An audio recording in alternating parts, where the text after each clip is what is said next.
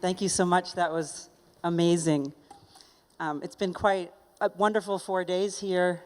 You just got to get here, a couple hours. There's been a lot of talking, and I think it's just so wonderful to have a moment with music because it takes us to another place. And you can see you are both so transportive, and it makes such, it lifts the spirits.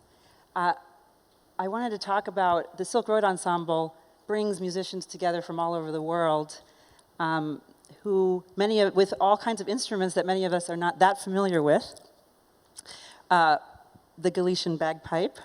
You may not know this, but the Galician bagpipe has it is a decibel level of 120, which is technically illegal in many places.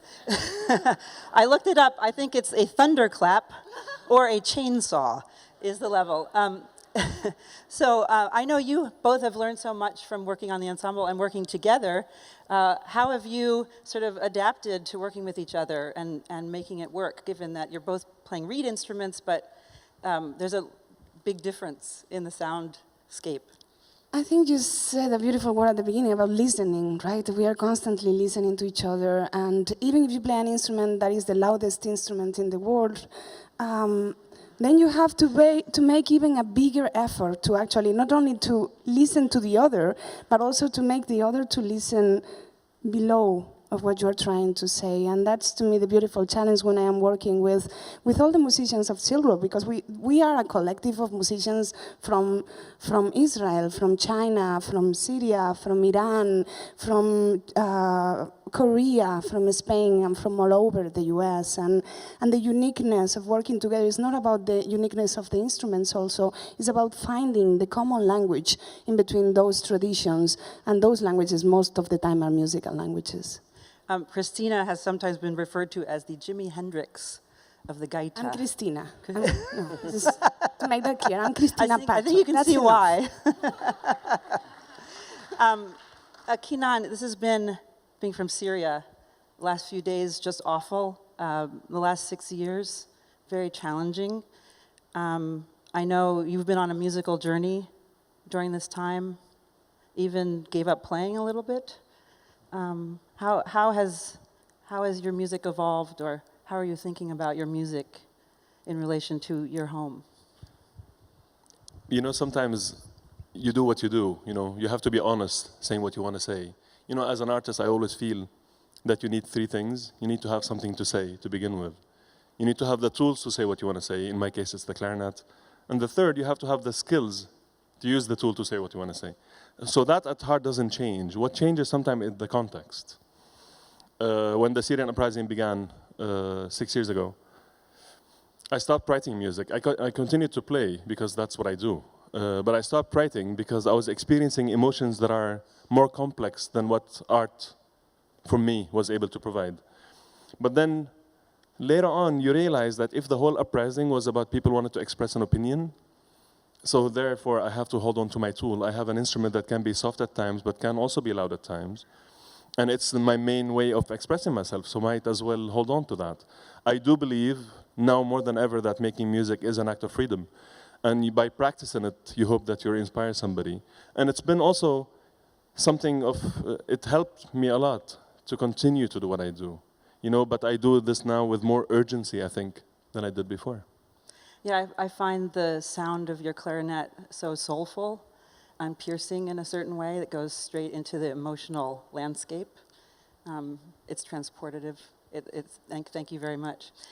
One of the things that you may not know about all of these musicians and their fearless compatriot Yo-Yo Ma is that they have an incredible sense of playfulness and humor.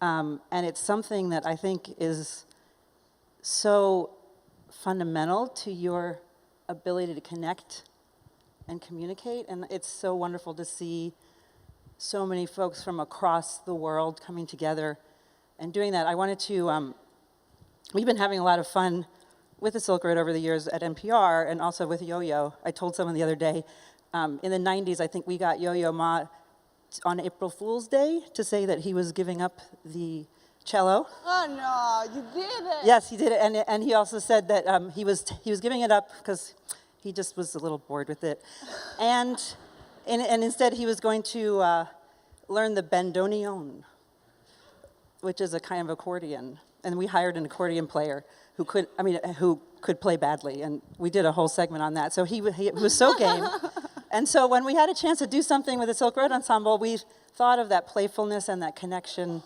And so I wanted to share a little bit of what happened. We brought them to a prop warehouse in Brooklyn.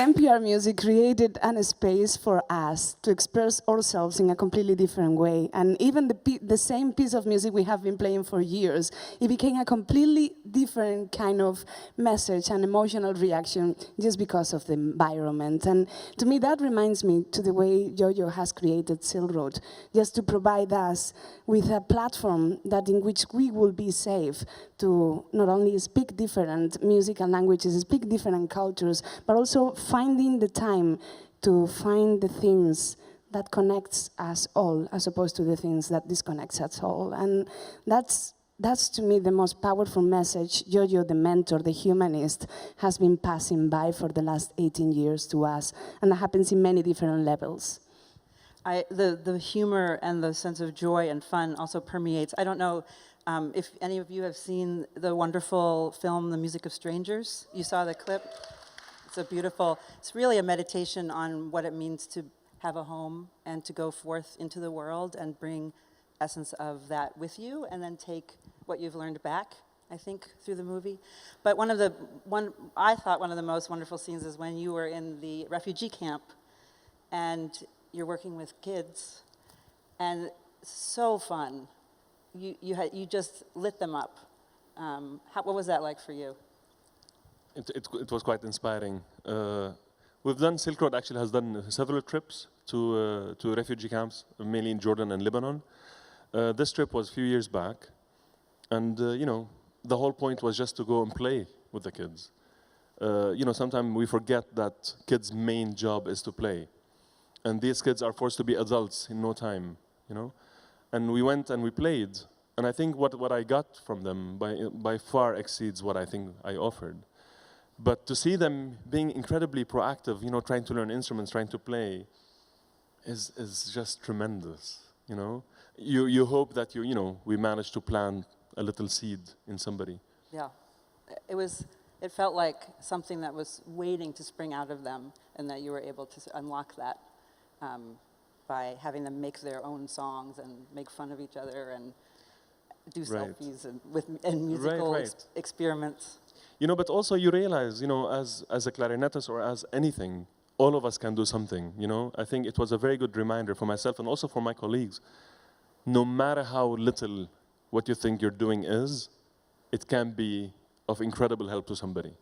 So all of us can be involved, I think. Yeah. So I think Yo-Yo has been calling you all venture culturalists. And you're a collective. You actually you're not employed by the Silk Road Ensemble, but it seems like a cauldron, bubbling full of incredibly entrepreneurial, searching people who are experts but want to share with the world in new ways, and you keep coming back to it as a kind of home. But what does that mean to you to be a venture culturalist?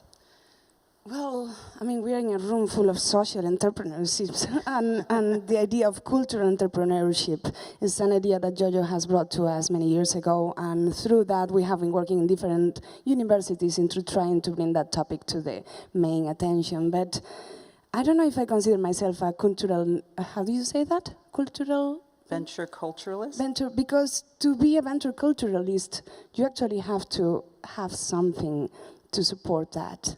And going back to what you all doing here and what Kinan was talking about before, the way we work with that lack of capital is in building communities around us, communities that can support each other and that can help each other in the times of need. And that's the beauty about being a collective too, the fact that we are not full-time employees of the organization. That means you have to keep your independent life working, and then you bring something of your independent life to this community, the Silk Road community. You learn something from this guy coming from Syria, and then you take it back to where are you from. So the concept of home is constantly switching, but at the end, what makes the Silk Road and what makes this room so special too is all of us are immigrants somehow. Even if we haven't left the city we were born, the idea of living the space in which you were born makes you a person with a completely different perspective. So the immigrant quality, the being in between many different communities is what gives you the ability of being a, say that again? A venture culturalist. Oh, jeez, that's so difficult. Well, Cristina Pato has, 10% of the people in her community actually play the gaita, right? That's part of your growing up. She's gone out into the world, introduced it to so many people. You've created a music festival back home, and now next week you're going off to the Cheyenne Reservation in Wyoming to work with... Montana. Montana, to work with really underserved communities who are struggling to build community. Want to talk about that? It does connect to what Kinan was saying before about his work in the refugee camps. And the beauty of Silk Road is we look abroad, but we try to look also in our environment too. So for the last few years, we have been trying to insert the arts in different programs in New York, where most of us are, but also in this Northern Cheyenne Reservation in Lame Deer, Montana.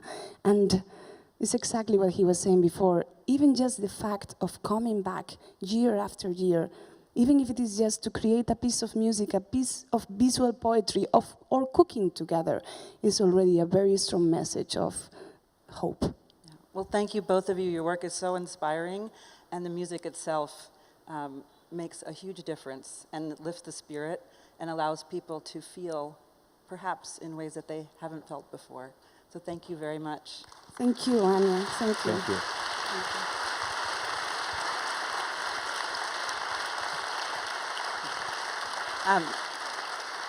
I'm told the stage is about to go dark, but you're not to leave.